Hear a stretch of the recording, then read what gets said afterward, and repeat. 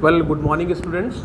Today we are going to start traditional classification of accounts. The name of chapter is Accounting Procedure, Rules of Debit and Credit. And in rules of debit and credit, we have to divide the accounts into two categories. Number one is traditional approach. It is also known as English approach. I have taught this topic through live classes on 21st July 2020, है ना. तो number one is traditional classification of accounts. It is also known as English approach. According to this approach, we divide the accounts into two categories. Number one is personal account, which is personal account. Number one is personal account, and number two is impersonal account. Personal account and number two is impersonal account. You know that it is personal account. The accounts which are related with any person. A person may be personal. Persons means individuals or firms or company or debtor or creditors. The accounts which relate to persons, accounts which relate to persons, that is individuals, firms, companies, debtors or creditors, are known as personal account. अब examples of personal accounts as है ना, Mr. Mohan's account or DDPS account, or you can say Ram and Company account. These are the examples of accounts. Capital account and drawings account of the proprietor. Personal account, it is also to be divided into three categories. Personal account is also to be divided into three parts. Number one is natural personal account. क्या मतलब बेटे? Natural personal account.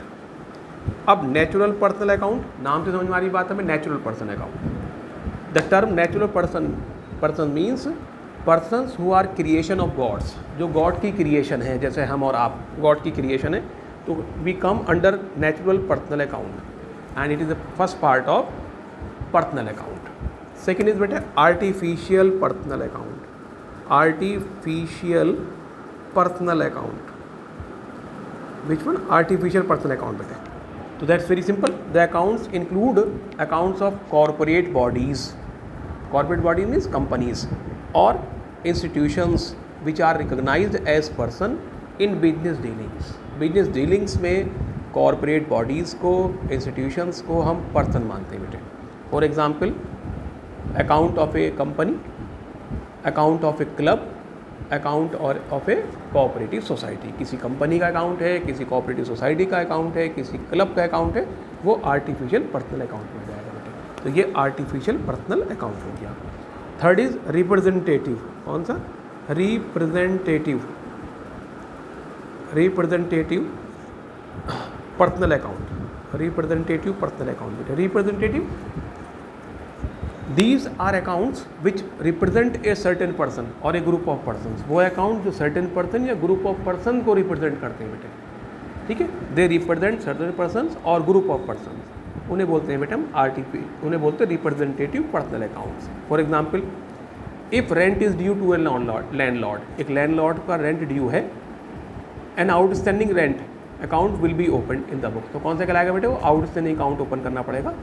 Outstanding का मतलब क्या होता है? Outstanding means when we have provided the services, when we have taken the services, हमने service दे दी है. When we have taken the services but we have not given the payment. मैंने सर्विस दे दी है, सर्विस लेकिन तो ले ली है मैंने, लेकिन मैंने अभी तक पेमेंट नहीं दिया उस आदमी का. मान लीजिए मैं किसी का मकान यूज़ कर रहा हूँ, उसका मैंने मकान यूज़ करते करते मुझे 1 मंथ ज़्यादा हो गया, लेकिन मैंने उसका रेंट पेड नहीं करा.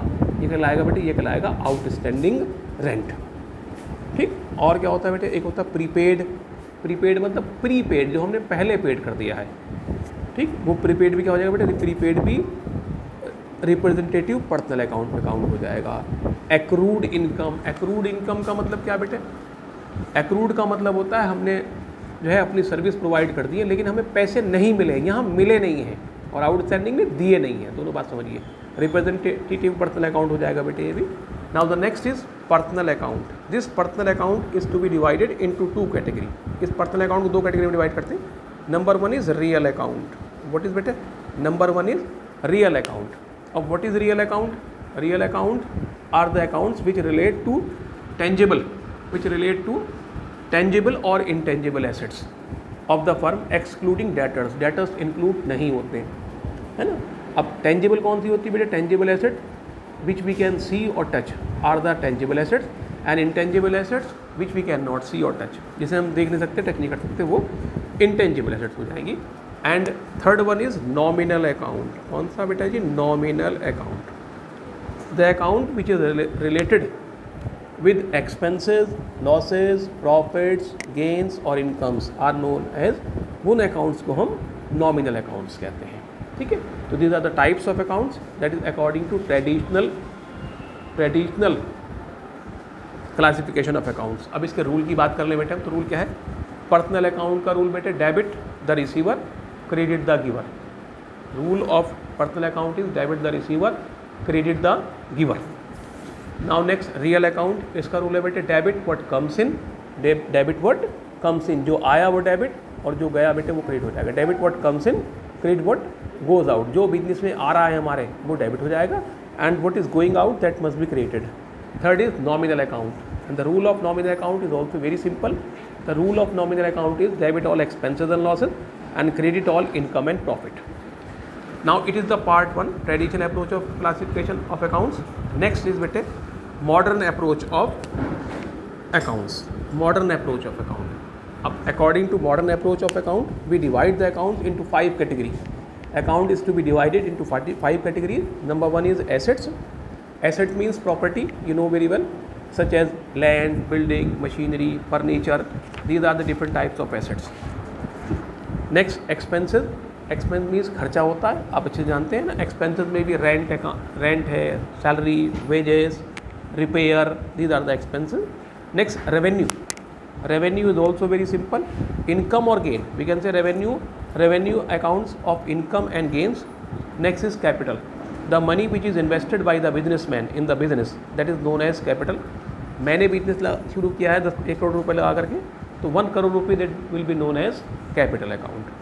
Next liabilities, the amount which we have to pay, वो अमाउंट जो हमें पेड करनी है but we have not paid, लेकिन अभी तक हमने पेड नहीं करी, दैट इज लायबिलिटीज, वो लायबिलिटीज कराएंगे बेटे। And its rule is very simple, you have to learn only this acronyms AE plus D, AE plus D, A for assets, E for expense, plus means increase, D for debit. Assets और expense अगर बढ़ेंगे तो debit होंगे, अब इसका opposite आ जाओ, plus increase means debit, तो डिक्रीज मीन्स क्रेडिट बेटा। Next word you have to keep in your mind, that is RCL, C, R for revenue, C for capital, L for liabilities. If revenue, capital or liability increase, that must be credited. If it is decreased, that must be debited. So that's also very simple. That is the rule of modern approach of accountancy, AE plus D and RCLC plus C. So this is the base of accountancy. If these two approaches are very clear to you, you can solve all the questions. If it is not clear to you, तो you will have a lot of problem बेटे। तो इस video को बहुत अच्छी तरह से देखिए, आप समझिए, है ना। कल को इसके हम क्वेश्चन करेंगे तो और आपको समझ में आ जाएगी। ओके बेटा जी, कल इसके क्वेश्चंस लेंगे हम, इसे बहुत अच्छे से समझिए, मैंने ये पढ़ा भी दिया था आपको।